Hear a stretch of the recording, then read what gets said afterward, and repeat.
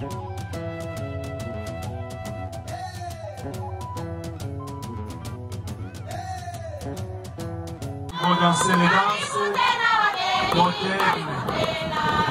journée mondiale des réfugiés au Burundi a été célébrée ce 20 juin dans le camp des réfugiés congolais de Musasa en commune de Kiremba dans la province d'Ongozi au nord du pays.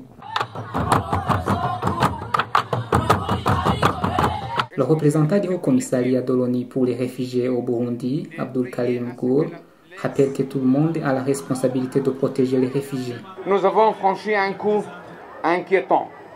Le nombre de personnes contraintes de fuir les conflits, la guerre, la persécution et les violations des droits de l'homme a franchi la barre de 100 millions pour la première fois.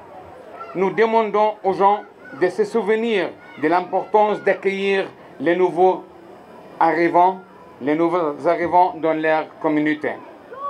Ceux qui ont été forcés de fuir apportent avec eux leur culture, leurs expériences uniques et leur espoir, qui rendent toute communauté plus forte et plus dynamique.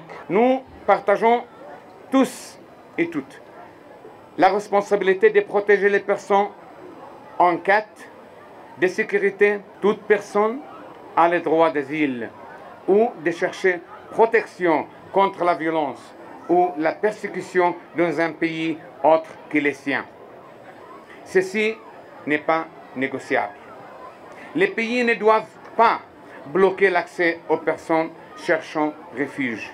Selon le secrétaire permanent chargé de la sécurité publique au sein du ministère de l'Intérieur, du développement communautaire et de la sécurité publique, André Ndayambagé, le gouvernement du Burundi continuera de garantir aux réfugiés la sécurité et l'asile dans les meilleures conditions possibles.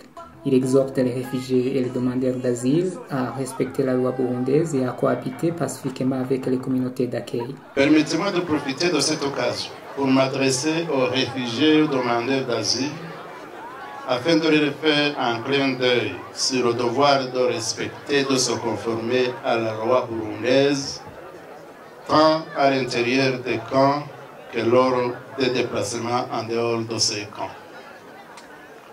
En plus du respect de la loi burundaise, les réfugiés et les demandeurs d'asile sont invités et encouragés à cohabiter pacifiquement avec les populations d'accueil. La même recommandation est adressée aussi à ces derniers. Le gouvernement du Burundi recommande particulièrement aux réfugiés et aux demandeurs d'asile d'éviter toute action subversive envers le pays d'origine afin de bien garder le caractère civil et humanitaire des camps des réfugiés et partant se préserver des conséquences néfastes qui en résulteront. Cette journée est célébrée alors que les réfugiés vivant dans le cas de Musasa disent faire face à plusieurs défis, notamment l'insuffisance des vivres et non-vivres et le chômage. Le représentant des réfugiés du cas de Musasa demande l'octroi des permis de travail à ceux qui ont des potentialités de travailler et l'ouverture des marchés dans le camp. Depuis 2007, on nous a donné la chance de scolariser nos enfants dès la maternelle jusqu'à l'école secondaire.